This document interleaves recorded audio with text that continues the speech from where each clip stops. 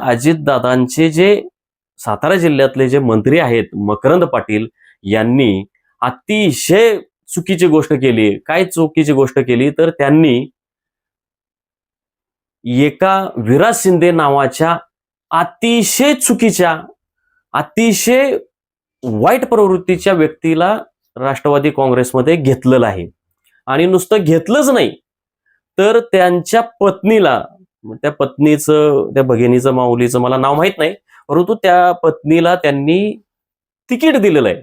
आणि हे करत असताना त्यांनी त्यांच्या लक्षात म्हणजे हे लक्षात आलेलं आहे तरीही मुद्दाम मकरंद पाटील यांनी त्याला काय म्हणजे काय तुम्ही जितका वाईट शब्द वापरता येईल तेवढा शब्द वापरला पाहिजे. अशी चूक, गंभीर चूक जाणीवपूर्वक जाणून बुजून केलेली आहे. तर तुम्ही सगळेजण म्हणाल की हा विराज शिंदे ज्याला यांनी घेतलेला आहे पक्षामध्ये, मकरंद पाटील आणि अजितदादांनी, त्याने असं काय घोडं मारले. तर मी बांधवांनो सांगतो की हा जो विराज शिंदे आहे याच्यावर न्यायालयाने भयंकर शब्दामध्ये, अतिशय कडक शब्दामध्ये ताशेरे ओढलेले आहेत. आणि हे कुठल्या न्यायालयाने तर सातारा सत्र न्यायालयाने ते ताशेरे ओढलेले आहेत.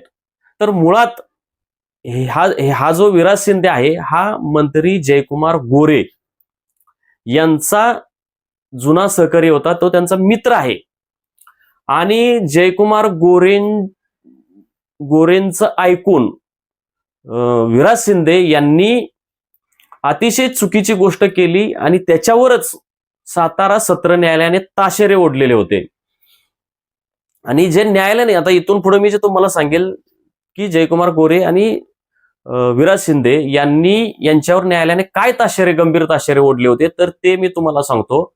तर काय झालं होतं की म्हणजे मी पत्रकार आहे, पत्रकारिता करतो आणि आपला सगळ्यांना माहित आहे की लोकशाहीच्या बचावासाठी, संविधानाच्या बचावासाठी मी लढत आहे, लढा देत आहे पत्रकारितेच्या माध्यमातून.